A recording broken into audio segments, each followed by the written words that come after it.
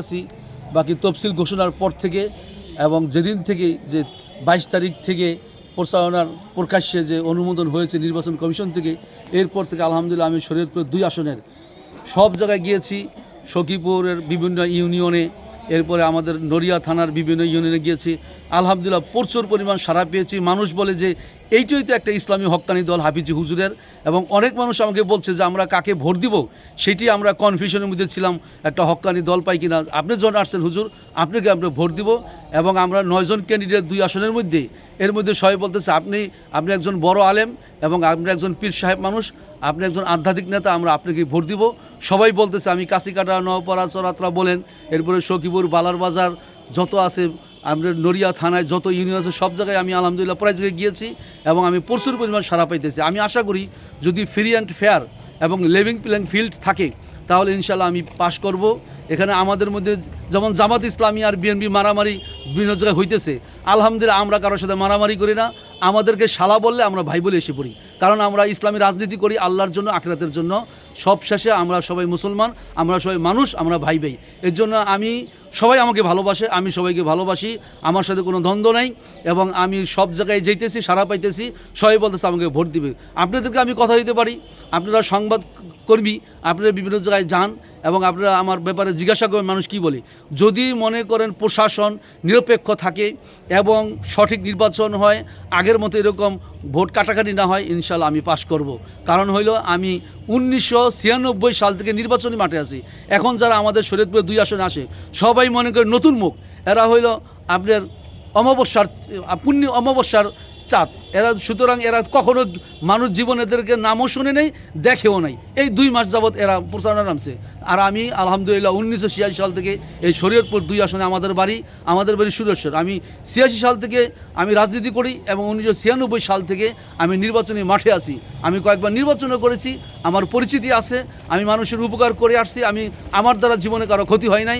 আমি যদি ইনশাল্লাহ আশা রাখি যে আমি পাশ করব। নির্বাচিত হলে আপনি কি করবেন? কি ধরনের উন্নয়ন কাজ করবেন? আমার কথা হইল, যদি আমি নির্বাচিত হই, আমার 1 নম্বর কাজ হবে শরীয়তপুর 2 আসন থেকে চাঁদাবাজি বন্ধ করা। দেখেন আমাদের শরীয়তপুর 2 আসনে নড়িয়াতে যে ব্রিজটা, এটা হচ্ছে না একমাত্র চাঁদাবাজির কারণে। আমি প্রধান প্রকৌশলীর সাথে যোগাযোগ করেছি, উনি বলছেন যে হুজুর নড়িয়া ব্রিজটা হচ্ছে না একমাত্র চাঁদাবাজির কারণে। 5ই আগস্টের আগে আমরা নাভানা কোম্পানিকে দিয়েছিলাম, আরেকটা কোম্পানিকে দিয়েছিলাম, তারা রাত্রে এসে চাঁদা চাইছে, এই জন্য তারা কাজ করলে তারা লোকসান হবে, তারা পালাইছে। 5ই আগস্টের পরে আবার যখন আমরা আরও 2টা কোম্পানিকে দিলাম, তাদেরকে চাঁদা চাইছে, চাঁদার কারণে ব্রিজটা হচ্ছে না। তবে আমি কথা দিতে পারি ইনশাল্লাহ, আমি যদি এমপি হই শরীয়তপুর 2 আসন থেকে 1 নম্বরে আমি চাঁদাবাজি বন্ধ করব। 2 নম্বরে হলো টেন্ডারবাজি।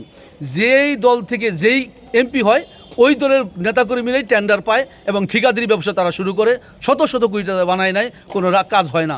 আমি যদি এমপি হইতে পারি ইনশাল্লাহ টেন্ডারবাজি আমি বন্ধ করে দেব এবং ঠিকাদারদের দুর্নীতি আমি বন্ধ করে দেব। আমি নিজে ইনশাল্লাহ নিজে স্পটে থাইকে আমি রাস্তাঘাটগুলো নির্মাণ করব।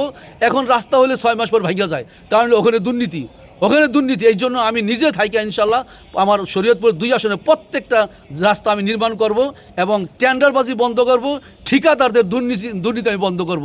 নাম্বার 3 হইল যে যেখানে নাকি আপনার এই যে এখন শরীয়তপুর 2 আসনের পদ্মা সেতু হয়েছে, কিন্তু পদ্মা সেতুর মাথা হইল শরীয়তপুরে।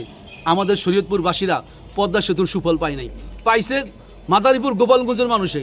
আমি কথা দিলাম ইনশাল্লাহ পদ্মা সেতু থেকে শরীয়তপুর এবং নড়িয়াতে আসতে কোনো যানজট হবে না, এবং আমি এমনভাবে রাস্তাগুলি করব তেলের মতো গাড়ি চলবে ইনশাল্লাহ। কোনো যানজট থাকবে না, কোনো চাঁদাবাজি থাকবে না, কোনো দুর্নীতি থাকবে না। আমি 4 লাইনে উন্নতি করবো এই রাস্তা ইনশাল্লাহ।